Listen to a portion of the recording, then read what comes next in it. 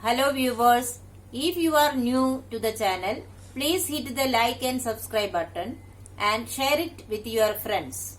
Also, click on the bell icon so that you get the latest information about the videos that are uploaded. Hello students, welcome back to the new video. In this video, we are going to continue the ongoing chapter number 15, Some Natural Phenomena. In today's session, we will discuss about lightning. First of all, we will see what is an electric discharge.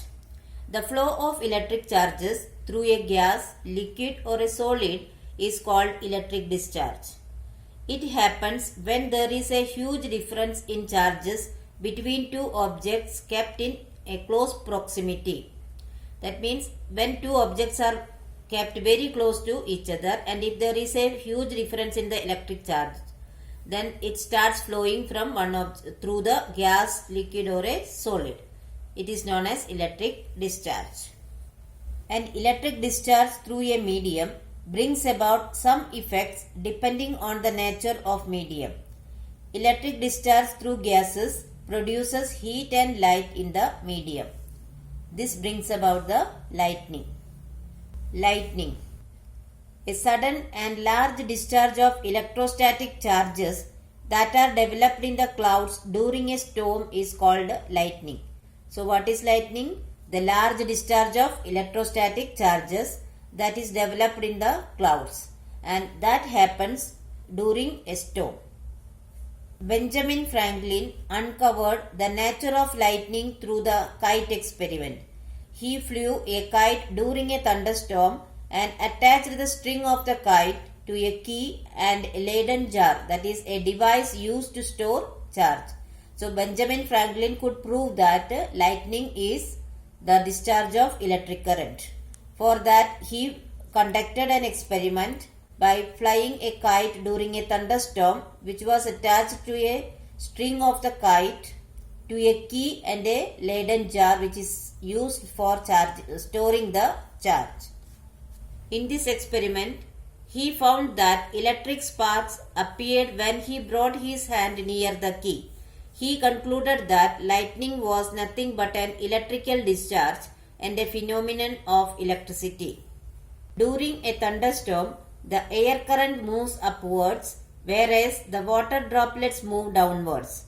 This happens because separation of charges occurs due to the vigorous movements of the air current and the water droplets. The tiny water droplets in the clouds acquire positive charge and move upwards due to their light weight. So during thunderstorm, the small droplets of water moves in the upward direction and acquire the positive charge as they are light in weight.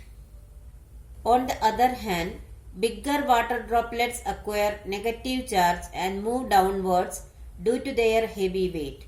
Thus, the upper regions of the clouds become positively charged and the lower regions become negatively charged. Positive charges also get accumulated near the ground. When enough charges get accumulated, an electrical discharge from the cloud to the ground takes place, and this is known as lightning. Lightning is also accompanied by a loud sound called thunder. The sudden increase in pressure and temperature due to lightning causes the air to heat up and expand around the lightning. This expansion creates shock waves in the air, which is referred to as thunder. The sound of thunder is heard after some time of the lightning.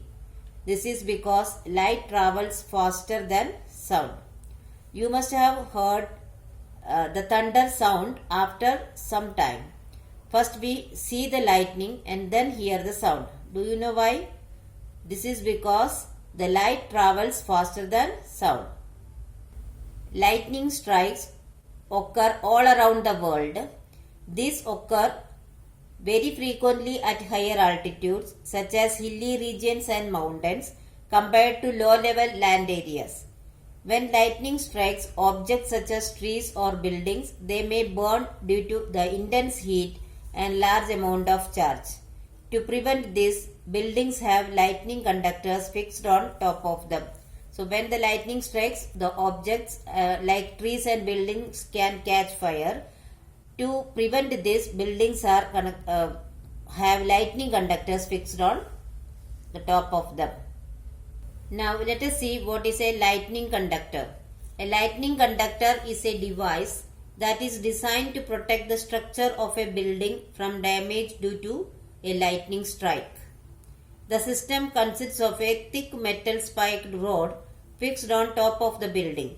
This rod is connected to the ground using connecting cables. One end of the cable is connected to the rod, while the other end to a metal plate that is buried into the ground. So a lightning conductor consists of a metal rod, which is one end of which is buried into the ground and other end is seen above the building. When lightning strikes the lightning rod, the electrical discharge from the lightning is diverted into the ground through the lightning conductor. The lightning rod system provides the best possible conductive path for the electrical discharge of the lightning to move to the ground, thus protecting the building from damage. Now we will see what are the safety precautions to be taken during lightning. First one, move inside a nearby building fixed with a lightning conductor if possible. So during lightning it is not safe to be in the open space, so move inside a nearby building. Second one, do not come in contact with metal outside the building. Also, do not touch or hold television or telephone cables inside the building. Third point, do not lie on the ground. Instead, squat low on the ground. Place your hands on your knees with your head between the hands. This position will make you the smallest target to be struck. So if you are sitting in the squat position, it will become the smallest target. That is, the height will be the minimum so that we can protect ourselves from the lightning strike. Number 4. During a thunderstorm, avoid contact with telephone cords, electrical wires and metal pipes. Fifth one, bathing should be avoided during thunderstorms to avoid contact with running water. Sixth one, electrical appliances like computers, TV, etc. should be unplugged during thunderstorm. So students, I hope you have understood the topics very well. But still, if you have any doubt, you can write in the comment section. I will surely try to solve it as early as possible. Here are some review questions. Please solve it in your notebook. Thank you.